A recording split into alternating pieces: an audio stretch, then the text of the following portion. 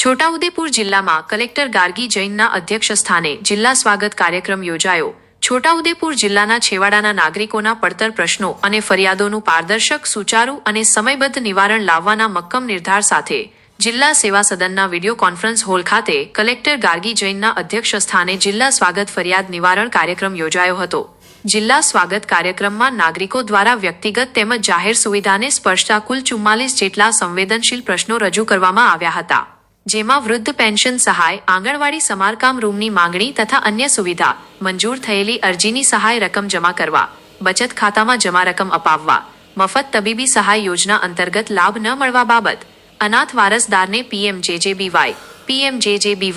PMJJBY વીમા ક્લેમની રકમ ન મળવા બાબત તથા સુખી જળાશયમાં ડૂબાણમાં જતા ઘરનું વળતર ચૂકવવા જેવા પ્રશ્નો સમાવિષ્ટ હતા। આ ઉપરાંત સંખેડા તાલુકામાં ઉચ્ચ નદી ઉપર નાળું મંજૂર કરી બાંધકામ કરવા, રોમડિયા ગામે દૂધવાલ કોતર પર સ્લેબ ડ્રેન બનાવવા, અગાઉ ચાલતો રસ્તો પુનઃ ખુલ્લો કરવા, ખેતરમાં અવરજવરનો રસ્તો બંધ કરવા બાબત, ખેતી કામ માટે અવરજવર માટેના વર્ષો જૂના રસ્તા પર કરેલ દબાણ ખુલ્લો કરવા, નવી બસ શરૂ કરવા તથા નવી બસો ફાળવવા બાબતે ચર્ચા થઈ હતી। ગેરકાયદેસર માટી ખનન, ગેરકાયદેસર બાંધકામ દૂર કરવા, વીજ મીટર કાઢી લઈ ગયા હોય તે અંગે કાર્યવાહી, લેન્ડ ગ્રેબિંગ એક્ટ અંતર્ગત કાર્યવાહી કરવા, રહેણાંક વિસ્તારમાં વાણિજ્ય હેતુથી બાંધવામાં આવેલ દુકાન દૂર કરવા, છોટાઉદેપુર હાઈવે રોડ પર વગર પરવાનગી ચાલુ કરેલ બાંધકામ અટકાવવા અને ગામતળ ગોચર જમીનમાં દબાણ અંગેના કિસ્સાઓ ગ્રામ પંચાયત દ્વારા અયોગ્ય ઠરાવ કરી વડીલો પાર્જિત મકાનોના હક છીનવી બીજા વ્યક્તિના નામે કરવા બાબત, જાહેર રસ્તાનું સમારકામ અને તૂટેલી ગટર લાઇનનું કામ કરવા બાબત,